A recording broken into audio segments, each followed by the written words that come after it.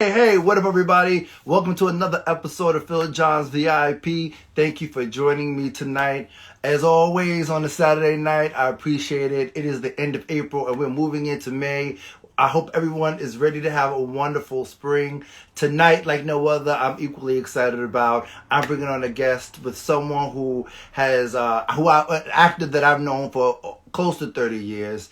And he has done everything from television to voiceovers to commercials to episodics to theater stuff to experimental theater. And when you think of the word thespian, you have to consider Russell Jordan. And I want to introduce those who don't know to Mr. Russell Jordan tonight because let me tell you, this guy is so talented. And I am not only just like a colleague, but I'm also a fan of his work. And he's one of the people in the business that when he calls, I just usually just say yes because I trust him that much. He is gifted, he is talented, he's a mentor, he's a teacher, he is a contributor to the culture and to the arts in New York City. And if you haven't had an opportunity to see his work, you definitely need to try to see his work because trust me, you will learn so much because he gives 110% every single time. His work ethic is impeccable. So ladies and gentlemen, without further ado, Russell gave me a request and I wanted to introduce you all to the incomparable Russell Jordan. Here we go. First live, so please bear with us. So I want to make sure that he's comfortable. He's coming on right about now, right about, right about, right about now. Right. Ah, Hi. Russell Jordan. Yeah. Thank you. That was nice. That was very kind. Thank you so much, man. Thank you. First of all, thank you for stepping out of your comfort zone and allowing me the opportunity to have you Okay.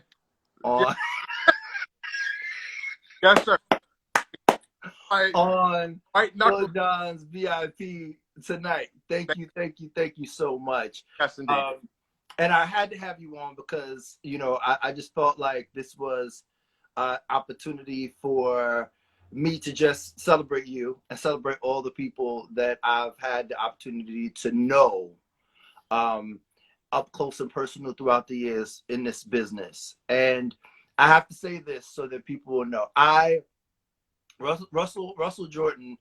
I met Russell Jordan back in 1997. Russell was doing, I think, a series of was it Langston Hughes? No, take it back. August Wilson Plays at York College. Yeah. And I had heard about this guy. They said you had to meet him. His name is Russell Jordan. He's like the it guy at York College. So I went to go see the show, and I have to admit, and I will say this, that I think that I was um, in awe of your ability from that point forward. So Oh, I always knew that you had it. And then when I was like, he's a Leo, I was like, oh, he's kind of like me. But I yeah. was always in awe of your ability. And it seems like every time I get a chance to see you when we're not working together and I'm just watching you, I'm always in awe. I've had an opportunity to see you play Creon and Antigone, and it just blows me away every time. So for that, my brother, I just want to just say thank you, and I want to give you an opportunity to just let everybody know who you are, and for me to just say thank you to you for allowing me to watch you for so long. And I think that, everyone knows that in this industry is very difficult. Step by step, we try to always do our best. Sometimes we have our days where it's or years where it seems like things are going great, then Man. go down. But you have always been a person who's been very diligent and consistent with what you do. So without further ado, ladies and gentlemen, thank you for Record Deposit for jumping on. I would like to introduce you all because a lot of people know that they know that I'm an actor, but a lot of people don't know my history as far as like what feeds me Right. or who feeds me. Right. And for those who don't know, definitely watching Russell do his thing for as long as he has always been an inspiration to me. So without further ado, everybody, Russell Jordan. Hey, thank you, Phil. First off, and second, you're killing me with the for as long as I've known him. For as long as you're killing me. It doesn't feel like it's been like that long, and then Yeah.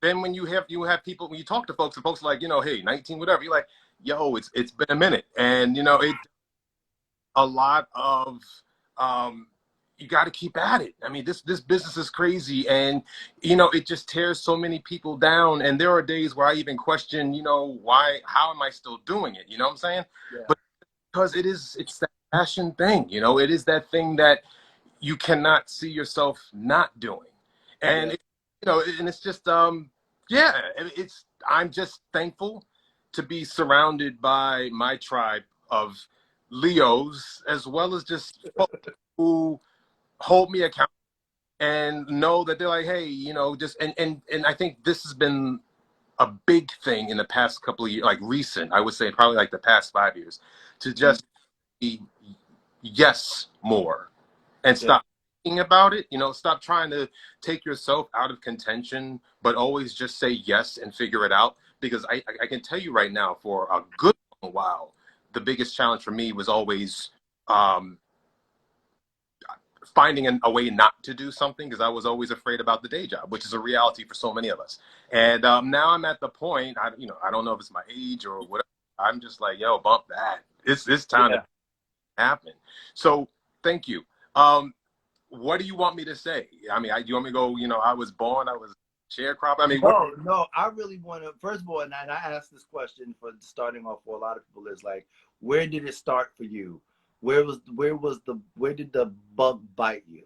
When did you know that you had this ability and this is something that you always wanted to do? I've always been that theater-ish guy. Elementary school. One of the first plays we did some version of a Charlie Brown play in which I played a version of Snoopy in that play. So it was always there, right? Mm-hmm.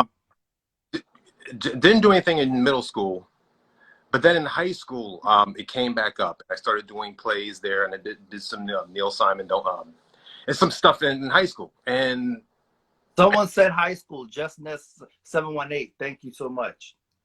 high school, yes, high school. So and I did that in high school. But then what happened was I stopped because true, real talk.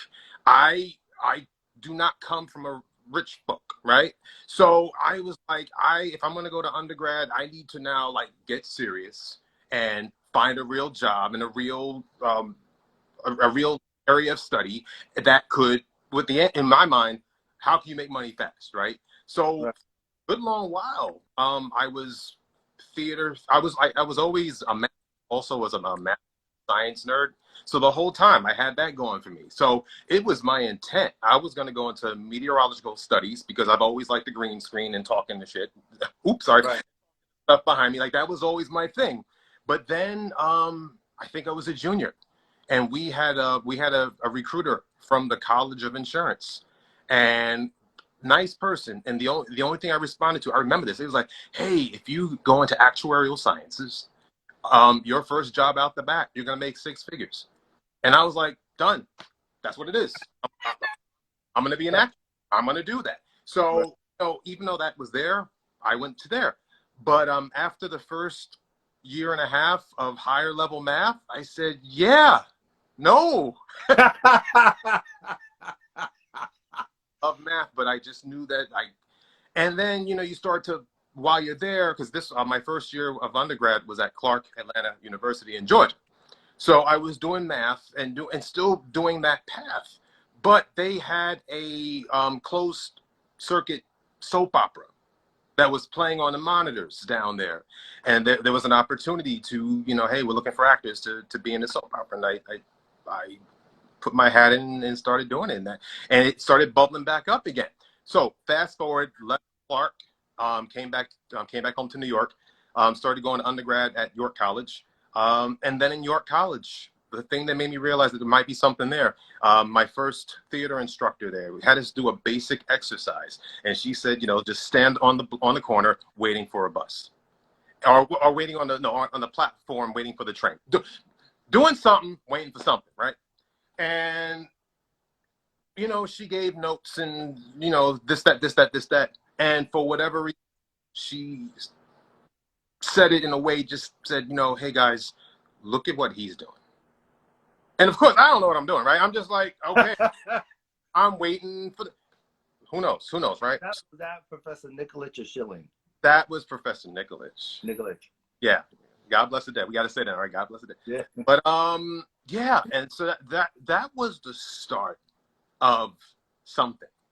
And then it just became encouragement and working with them.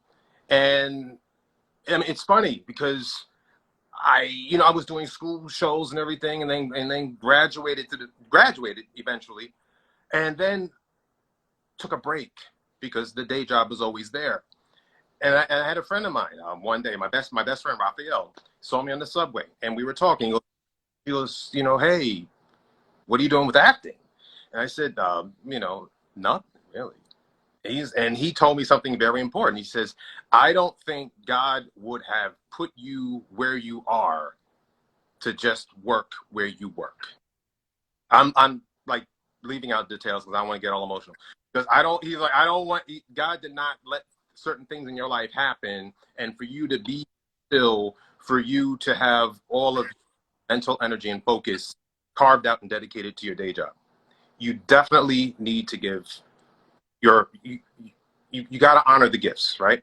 Yes, so man. I took a class, because a class in auditioning, because of course I'm in my head like, haven't done anything since undergrad, I don't know what I'm doing in this business, so forth and so on.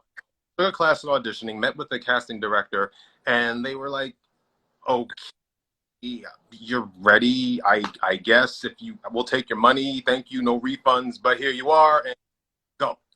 So I went out and submitted myself to play itty bitty part because I didn't have the confidence, or I didn't know what I didn't know. So I had auditioned for the itty bitty part, and then they offered me the lead, and I took it, and I and that was the beginning, and that was the beginning, and it's just been that constant. Yeah, it's just been that constant push, that constant next thing, and just small wins and small level ups and doing things Because I remember when I could say when like a lot of the social media stuff started to take off. I believe it was MySpace probably. yeah. And I was able to see your work visually. You had done so much stuff. You had done independent film. I think there was a Ray Moore and Flanagan commercial. Yeah. There was a I'm going to say, I don't know if it's New Jersey or New York lottery commercial. Virginia lottery. It was what? It was Virginia lottery. Virginia lottery. Like, there was so much stuff you had already done. Yeah. I was like, yo, this guy is doing it. I was surprised to see that you were still kind of doing the survival job and doing this. So for you, how was that was it ever, were you ever conflicted anyway? Because a lot of people try to throw caution to the wind and try to just do this full time, which is scary to say the least. But how were you able to kind of navigate through the industry with that? It's hard. It is a ongoing battle. It is an ongoing struggle. I deal with it to this day. I have projects right now that folks are reaching out to me saying, hey, what's your availability? And now, and almost always, the do is go to my calendar and say, look, let me just get back to you. Let me see how I can finagle things. It has been a real struggle. And the one great thing I can say, and I apologize about jumping out of order because I'm sure. That's right. But the lesson that I had experienced was back in 2018. I had an opportunity to be in a play that was going to go to Edinburgh. You go to Edinburgh, Scotland as part of the Fringe. And me and my brain trying to do the right thing by the job, but not necessarily honoring myself, I said, okay, well, how many days is this going to require? And, you know, and I was doing the math and, you know, well, okay, you have vacation days and, and just really trying to figure it out. And I was actually afraid. I was actually afraid to approach my my bosses and go, look, this opportunity, you know, very like, Right, right. almost like I'm almost apologizing for having a life and passions, right? I said, well, you know, thing, and it's gonna take me out of the town, and I promise I can figure out a way to do the job and so forth and so on. You got to do it. They Yeah. got to do it. And the takeaway from that, I mean, it's funny because one of the main takeaways, well, the main takeaway was you realize how the world doesn't stop and that everyone will be okay and that everything just aligns and will figure itself out. Yeah. And And having faith in that. And yeah. That's And another thing that well, now it was so funny when I was there that I picked up on was like, and I hate this because it's really it's a line from like one of my favorite horror movies. It was just like, and to think I waited, you know, and that's a line from Hellraiser. I think either Hellraiser 1 or Hellraiser 2. But when I was there and I said, wow, these are performers, these are creatives, these are talents that are making it work. yeah. And so what, if any, I don't know if they got one job. I don't know if they have 6 jobs. I don't know if they have a sugar daddy. I don't know what, but I'm making it work. And Right. I'm not, Right. Absolutely. everything is okay. Right. Right. That was, yeah. So, yeah, like I said, it just took me 5 years ago to understand that there was something there was a while ago, but to now realize that the day job is just a job. Yeah. You know, that was, you know, Yeah. it's easy for me to say this now because, you know, I have then and da da da. But for like younger folks, I would just, it's interesting because when I was at Clark Atlanta University, their motto was, "I'll find a way or make one," and that's where I am now. I'm definitely in that I'll find a way or make one phase. I really am just like, whenever a situation comes up, I say yes first and then try to figure it out, as opposed to putting the obstacles in my way. And, Right. yep. And then I'm like, all right, so now how are we gonna make this happen? And then Right. it happens, which is, it's the world telling you, okay, yeah. Right. Which Right. is, took me so long to get that, but I got it now. So yeah, How was that experience? So you did go to the festival. it was. I'm like a big killer. It was awesome. It's great because you don't realize. You hear stories about Edinburgh. You know, you hear what Edinburgh is, and it's just like, I don't want to say the Mecca, but Thank you, Rebecca. I'm sorry. Thank you, Rebecca Dupas is an extraordinary poet and author. She just quoted you. I'll find a way or make. not quoting me. She's quoting you are quoting the motto from Clark Atlanta University. If you go to their website, it says in Latin, yada yada yada. So that's what you're quoting. But yeah, I'm telling you, if you live your life that way, yeah. But yeah, so it was insane because you have theater artists from all over the world who have all collectively say, yeah, we're agreeing to take 3 to 4 weeks out of our lives, descend on this country, and put up our art and support other art. And it was just insanity.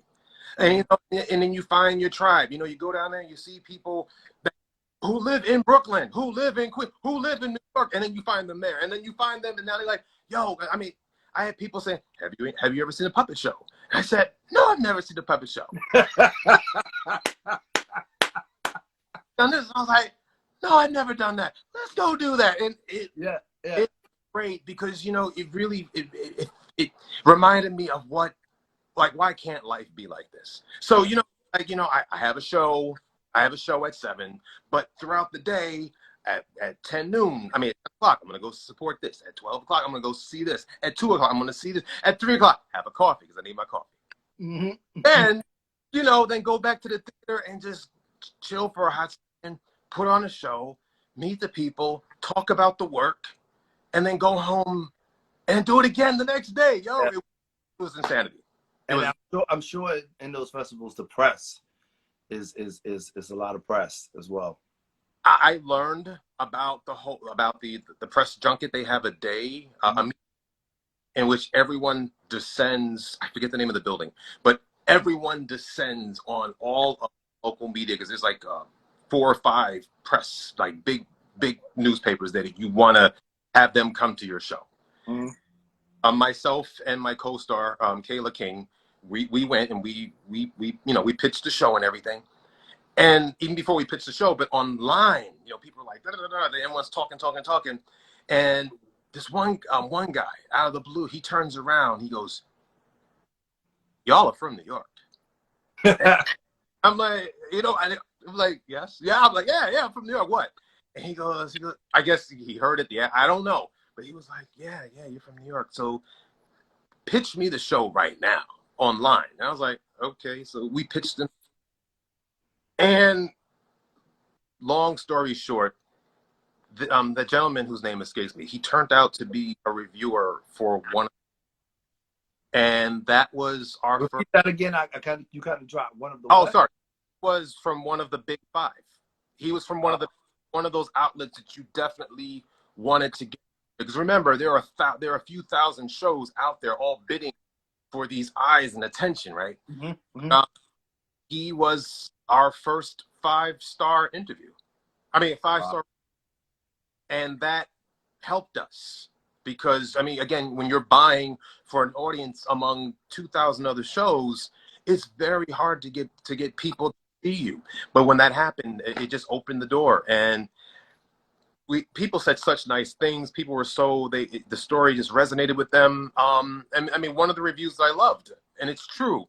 They said, I don't know what the future is for this, but I can tell you it's going to change the careers for everyone involved. And he just put it on Twitter. And, and fast forward, I did the show in DC just before the pandemic, and I get nominated for a Helen Hayes Award. I mean, come on. I posted that photo. Yeah. That's crazy. Yeah. So, yeah. Well deserved and a long time coming. Interestingly enough, we talk about work. I didn't know. I just recently read an article on Marla Gibbs. And I didn't know Marla Gibbs she was still working for the airlines while she was doing the Jefferson. Yes, and I think one of the producers had come to her and asked her and said, "Hey, listen, you still working that airline job?" And she's like, "Yeah." About to head out. She was like, I got to go. And she was like, well, we gotta do something about that. She was like, "Y'all gonna pay me? Right. You pay me, I'll quit. But I got kids to feed, so we all have responsibilities, and not only that, we all have a way of life." Yes. That we've become accustomed to. Yes. So I completely get it. I think that kind of helped me out because I recently just discovered this. So it really wow, who would have thought? Yeah, indeed.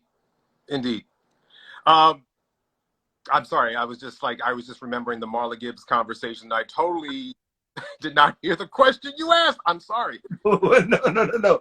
I was commenting on basically what you said about work, and then everything else that came after that, and just saying that it reminded me of that article that I read about her. Yeah, I mean, the only thing that's missing right now is for someone to come up to me and go, "Hey, are you ready to retire from your day job?" That I'm waiting for that conversation. I'm waiting to be on a show and then have somebody just go, "All right, let's rock and roll." I mean, and to those people who can't quit their day jobs, I mean, one actor that I'm not going to name drop, but there are a few mutual actors that we know who they made that choice, and it's done amazing, glorious things for them, and I'm so happy for them. But I mean, everybody has their own set of realities, and you got to manage that. Not everybody, and I mean, but again, I'm either someone's going to call me and say, "Hey, the ship is coming," or in a couple of years, I'm retiring. I'm at that age when all right, look, who wants a 39-year-old? 39-year-old. Yeah. I I think, I think what was kind of dope is that, you know, it, we have this opportunity to kind of just showcase our work to the world, right? And to be able to get people um, to feel what it is that we give. So, has there ever been an opportunity where someone has come up to you and has said, "What you did really resonated with me"? yeah, and yeah, yes.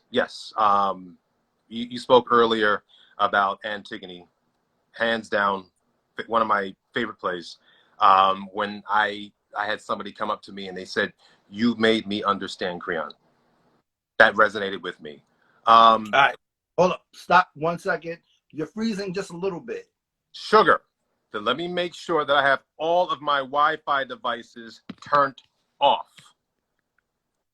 Am I still freezing? No, you're moving. It's better. Oh, yeah, okay. If that happens again, just throw something at me, even though I'm not going to All feel right, it. all right, all right. I just wanted to make sure because I was like, "What happened here?" Yeah, sorry. So, Antigone, but then also when I did Vivian's music, the show that we did in Edinburgh, we Yeah, performed in Scotland, we performed it in New York a number of times. And with a lot of our New York performances, we had talkbacks. And to just have people go, that story impacted me in such a way. Um, and your handling of the character in such a way gave me a better understanding as to the depth and the breadth of the problem, because Vivian's music was about, well, you don't know, 1969, the riots, in Omaha. yeah, And it was not a fun piece. I mean, but you had to find those moments of light, so as part of the journey. You had to have that journey so that when you get to that ultimate, this thing, yeah, and to have people come up to me, tears in their eyes and everything, like, man, I feel that's the part, that's the role of the artist, right? absolutely, You're supposed to present a story so that people can see humanity, and hopefully, absolutely. if they don't necessarily see themselves in your story, at least they know someone who has that story, or and want to learn more about that story. And yeah, I have been quite. Russ, you're moving slow. You move. I hate to stop you. You're moving slow again. I don't know what's going on with the Wi-Fi, but it's almost like What I want to do is take it off the Wi-Fi. Do you think that's a smart thing to do? And go on my cellular? I don't know. I don't know how yours work. I Man, mean, like, man, mine is on Wi-Fi. man, I'm getting nervous. All right, how do I look now? JJ Branch, welcome, welcome, welcome. JJ Branch is a stunt woman, an actress, and producer. She just came into the room. I just wanted to say thank you. I don't know if Jeanette, even if I even introduced you and Jeanette, that's something we got to do. Make it happen. Yeah, Make it happen. Make it happen. yeah, because I'm trying to get her on the stage. So Where, she's filming TV. I'm trying to get her on the stage. where is she located? Where are you located? In between LA and New York, Oh, you know oh. how it is. It's an actor's How lifestyle. about it? She and I need to connect for real, for real. Let me see. Russ, you good? You tell me, sir. I can't. It's like the Wi-Fi, man. I don't know. I don't know if you could try the cell. I don't want you to get cut off, I don't want me to but get caught off maybe if you either. turn the cell on. Yeah, yeah. Rebecca said try taking it off the Wi-Fi I'm gonna try to take it off the Wi-Fi. and just use the cell. Fingers crossed. Off the Wi-Fi. I'm also taking the computer off the Wi-Fi. Yo, that is like. Let me see. That is like. I think that's like 100 times better. Oh, we'll see. Then there it is. There it is. Yep. That's 100 times better, Russ. Thank you so much. No, thank you. Thank you. All right, cool. All right. Because I'm telling you. Okay. Yeah, yeah. um, Okay. Where was I? no. You're good. You're good. You're good. Like I said, I just want to make sure you was good. But like I want to just say, so Yeah. let's run them down. I know that I've told everyone before that I think that Russell is just a powerhouse on the stage, and if you have not seen him on stage, I would recommend that you go see him. One of the things that I've always admired about you was your work ethic and your memory, and being able to memorize all that stuff so quickly. But as far as television goes, NBC, The Blacklist, CBS, Blue Bloods, The Last OG. I thought you might have done Elementary. I didn't do elementary. Okay. I wasn't too sure if I was off, but I feel like I'm missing one. FBI. FBI. One a great show that I wish would have gotten picked up was Dangerous Book for Boys. The Dangerous Book for because Yeah, I remember when you did that that. was executive produced by Bryan Cranston. So I was just like, come on, baby, and it meant to be. It was meant to be. But I mean, that was a great experience working with Aaron Hayes because when it was done. And when the episode launched, and I reached out to Erin, congratulations. And I said, it was so much fun working with you. Right. And she shared with me, she goes, you know what? My husband said that he really enjoyed our scene together. And I was like, oh man. So yeah, that was cool. That was cool. Let me ask you a question. Which one do you prefer? Because I mean, let me just let everyone know that Russell's done everything. He's done classical theater, contemporary theater, voiceovers, film, television. So if you had one to pick, which one would it be for you? You know the answer. I know. Oh, you know the answer. The answer is theater, right? That's the answer. But Right. the reality of the situation is that theater, and folks know it don't pay the bills. Right. It don't pay the bills. It Yeah. don't pay. In my opinion, that's where the work is done, but it don't pay the bills. I love television for its efficacy.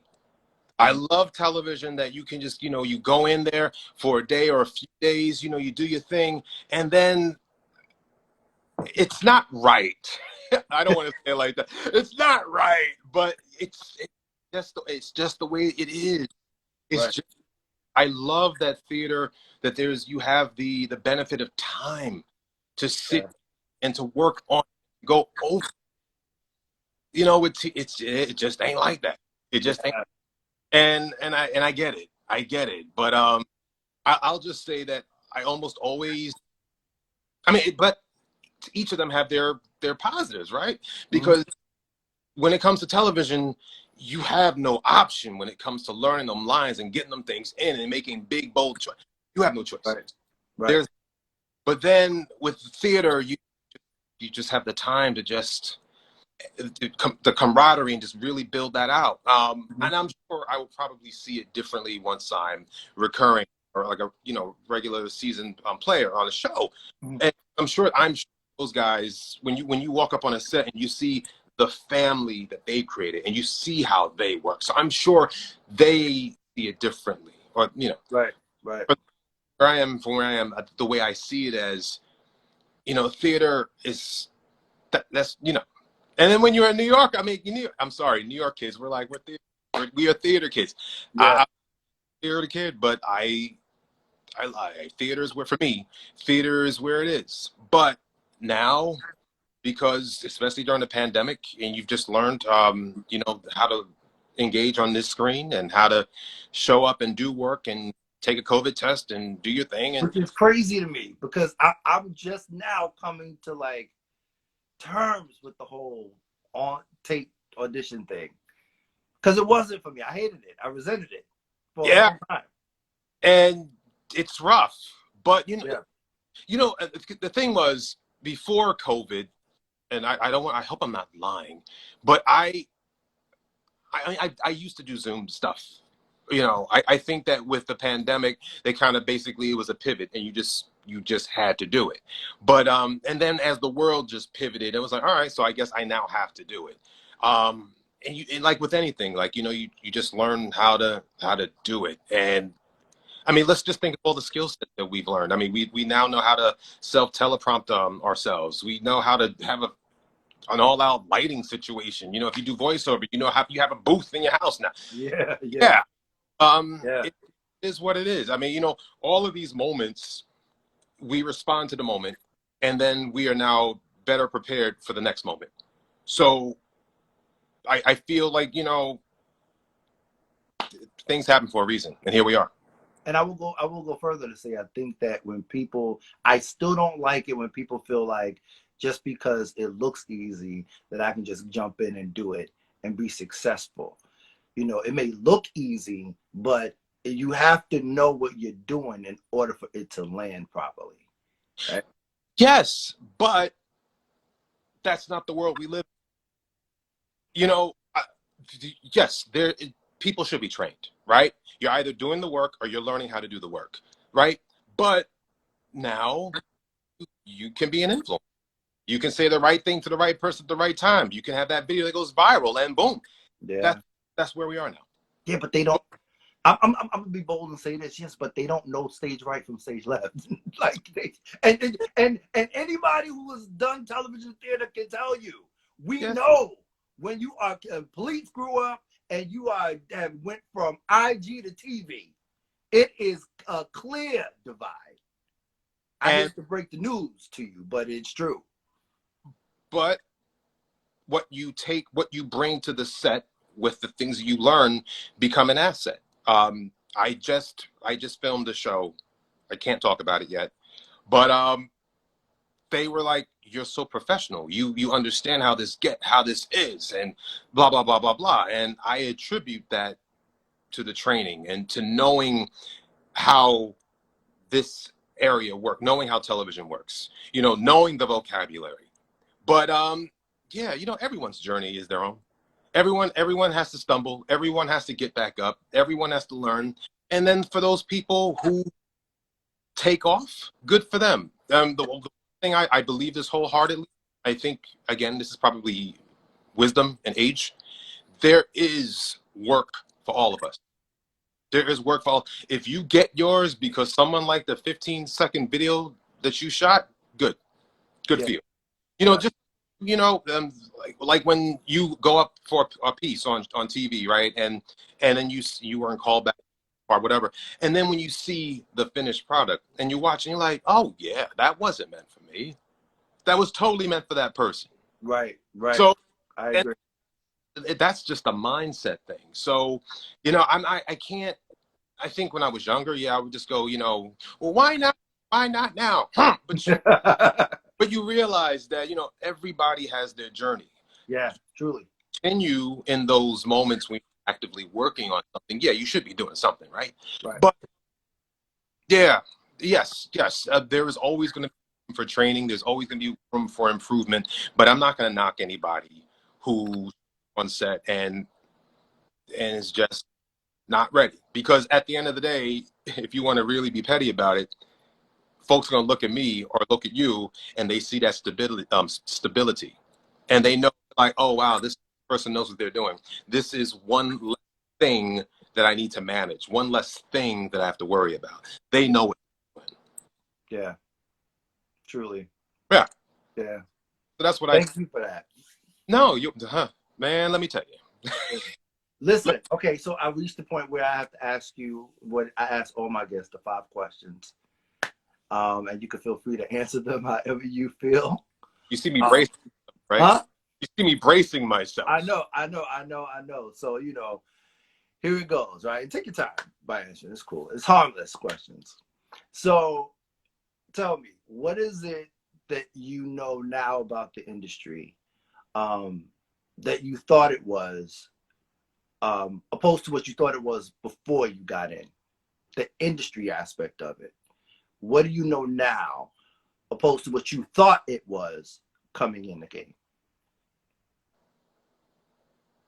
What I know about the industry that I didn't know before, Mm-hmm. is how heavily it is about the relationships that you have and the relationships you make, and having folks that can advocate for you and can go up and and go up to bat for you.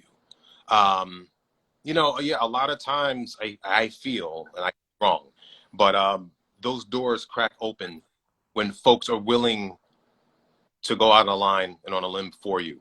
Yes, Mm-hmm. your the work is gonna seal the deal, but I feel like folks know your work, being familiar with your work, talking about your work, advocating for your work, telling other folks to support your work.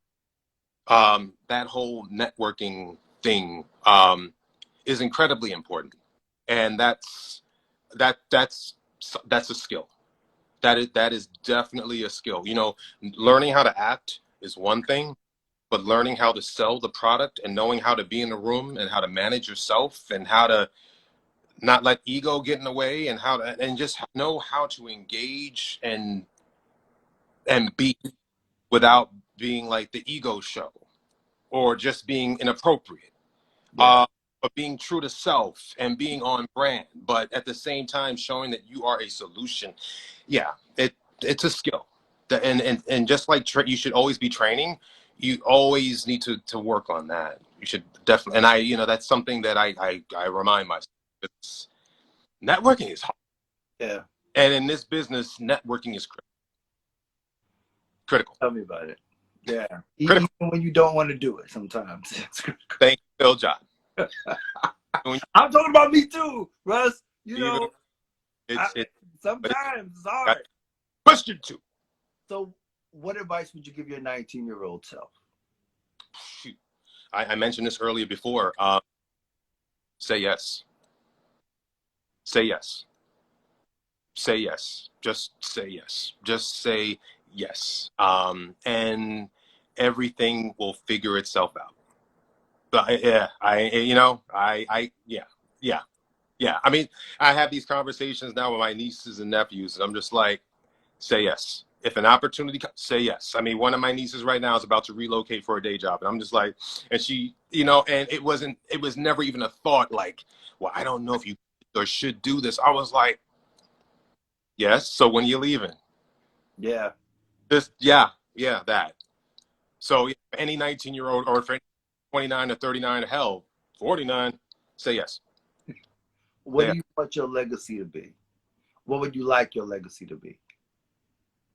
I'm not answering that. No,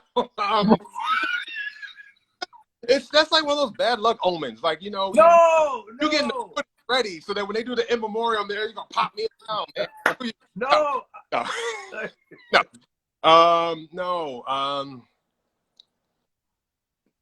This is gonna sound cheesy because I know other people say it, but I would like folks, if they're gonna say anything about me, they would say he was always about the work. He was always about the work, and when he is well rested, he is amazing. He he's a great actor when Right, he's well. right, right, right. If you want to see an actor, if you want to see a great actor become a not so great actor, you get him on a day when he's had a little non crack. So yeah, that's gonna be my thing. It's like Right, right, I, right. he was a great actor when he was well rested. Well rested was sanity, was Right, right, unstoppable. But boy, give that man a pillow. right. It's the truth. It's the truth. uh, I mean, honest to God, even today, and I shouldn't say this, but even now, I mean, I've been on, I've had runs in which I would get to one of those days, like, day 6 or 7 in the show, and folks looking at me like, "Are you okay?" And I'm just like, I don't know. I don't know. black coffee don't help. I need to try that. I put all sorts of decorations in my coffee. And then remember, when I do a show, I don't take off from work. Yeah. Off from work. So I mean, when you do Hell Week, I'll take off for Hell Week for tech. I take off for that, and then once the show opens up, I'll take off for that. But then once the show had his first weekend of runs, and I'm like, okay, it's in me. I'm in a good place. I go back to work, but it almost always happens. But when I learned this just before the pandemic, time it out, and it's like after 3 days, then I take off a day of work because I know that there's a day in which I just need to. Right. Right. Yeah. Yeah. Yeah. Yeah. What brings you joy?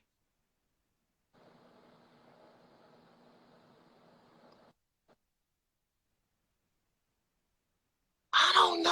Oh, hey, what brings me joy?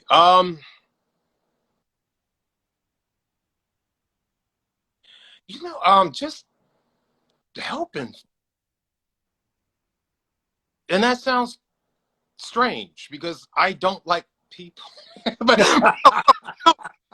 no, let me let me take it back. Like helping folks because I know that I benefited so much from people looking out for me, and to just be, whether it be in the acting space or in the professional day job space, I've had so many people look out for me, and to be able to be in a position where I'll tell folks, no, you don't have to pay me. You don't have to do, I choose to do this because I want you to succeed, because I know that there's work out there for you. There is no skin in the game for me. The only thing I want to do is just, I want you to pay it forward.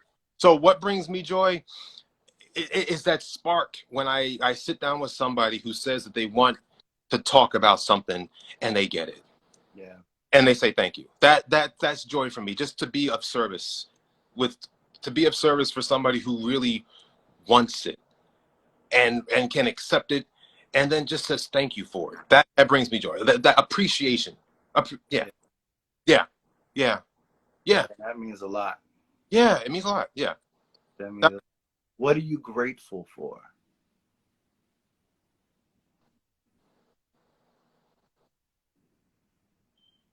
I'm grateful for my tribe. I'm grateful. My partner's right here, Kevin Hoover. Oh, he's over there. I'm thankful for. I'm grateful that you didn't say thankful.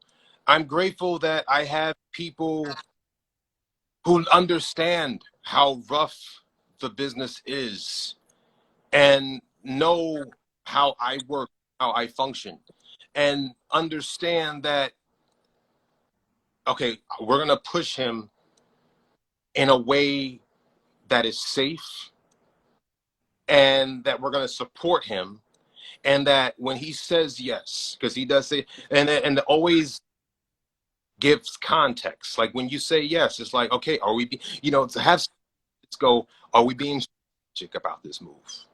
Why are you doing this? Why are you considering this? Why are you writing? Why are you saying no? Yeah. I'm grateful to folks that I can have sounding boards, because you can't do this alone. And I think that, you're a Leo. I think that the problem with us is that a lot of times we think we can. Yeah. And yeah, to grateful to, and it took a minute to get there, to have a group of people who are like, I got your back. Yeah. Got your back. This business is hard. Yeah. You're a knucklehead. Yeah.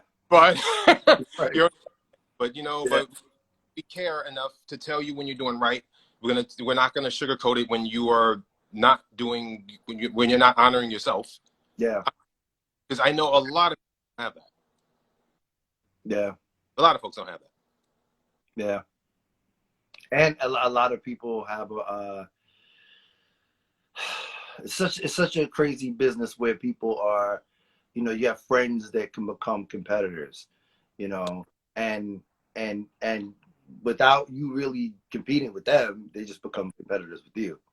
And when you do find your tribe and you're able to cheer people on in their successes, that that feels good. And it doesn't diminish you at all. Absolutely not. It doesn't Absolutely. do. Why not? Mm-hmm. Why not? I'm. I will cheer somebody on all the way. I mean, I that's one of those things I understand it because that's the way the machine is Yeah. against each other. But yeah, no, I mean, yeah. If anything, I'm in competition with myself. Yeah. And that's the way I'm okay with that competition. But I'm not gonna, I can't. It just takes up too much energy. And it's not, it doesn't serve anyone. It doesn't help anyone. It doesn't do anything for anyone. It just doesn't. Right. Yeah. Well, let me just say this, that I believe that you honoring yourself is a way of blessing people who are watching you, is a way of giving back to people who are watching everything that you do, as far as your technique, your work ethic, your ability to be very versatile in this industry, as Thanks. far as all of the genres that come into play when it what we do, and to do it in a way that um, where your ego has always been, you've always been graceful with it, and I appreciate that about you. Thank you. And I thank you. And you've always been generous. I have to say that. Thank you. Always been generous. And I thank you for that, truly. Thank you. You know, I don't like to, thank you. Wait. It's like, stop. I'm going to time out because Russell's going to be like, don't ever do that again. No, it's hard. It's hard because I'm bad at it. I'm bad at it. But thank you. Thank you. You have one more question for me, I hope. That was it. That was the 5. And you got through it effortlessly. I appreciate that. It wasn't Well, hard at all. my Wi-Fi, please. No, the Wi-Fi is good. We had glitches. I don't know what was happening early on, but it was good now. It just got to a point where it froze. But you're good now. So what's next for Russell Jordan? What's coming up next for you? Anything you want to let everyone know? It's great. And you know, this game, the one thing about this game, right? And I had to learn this the hard way. And what you can and can't talk about, you know? And I learned the hard way about, you know, like, yo, I don't want to, like, yeah, I learned the hard way that you can't say everything. Yeah. So what am I working on? Like I said, I did an episode of a show that was really, really great. And I want to see the finished product, and I can't wait for folks to see that. I wish I could say more about it, but I can't. I self-taped for a theater piece, and I'm waiting to hear back on that. I Is have there anything that you want to do that you've been like, if there's that anything that you've been like, I mean, I just can't wait till this door opens because I've been dying to do what? the one thing, because I'm at the right age now for it. I'm the right. I want to. I want to. I wanted. I want to do Troy Maxon. I want to do Troy Maxon. I'm there now. Yeah, I'm in that age range now, and I get it now, and I understand it now. And yeah, I had the fortunate opportunity to perform a scene from it during the pandemic for Zoom, and it was like, yeah, okay, now I'm ready. Yeah, so that I would love. It's like you're beyond that in between stage where like, wow, you're too old to be young, you're too young to be old. It's Right, like, right. No, and they always say that the best place to be is at the entry point to the next thing. yeah, So I'm at that entry point. Like I'm at that point right now that I could get into it and I can ride that for a minute. Honest to goodness, I would love to. I've had so many people tell me about this. I definitely want to try to do Shakespeare. Never done Shakespeare before. yeah. I would love to because I mean I've done like the Greek. Classical, other classical stuff, but yeah. So terrified of that, but I would love to do that. You know, I would love to take a stab at Othello and see what that looks like, or you know, or anything because you know Shakespeare. Why not? So yeah, any opportunity. Yes, yes. Russell Jordan, everyone. Russell, I want to say thank you for Phil, taking the time to come and sit with me in the Phil Johns VIP. I appreciate it. thank you. No, truly. Again, hopefully the weather's warming up. I'm in. You still come out to Journal Square? I come out to Journal Square every day. Okay, all Yeah. right. You know I'm down the block. I'm in Jersey. I did not know that you were down the block. So Yeah, I'm not that far away because I thought about that too. Once I was like, okay, I got to reach out to Russ this week about coming on, but we gotta get up. It's not far at all. I take the PATH train to Newark. There's White Castle right up the hill. Let's do it. Yeah, Yeah, that'll be my one time a year. right. There's a White Castle.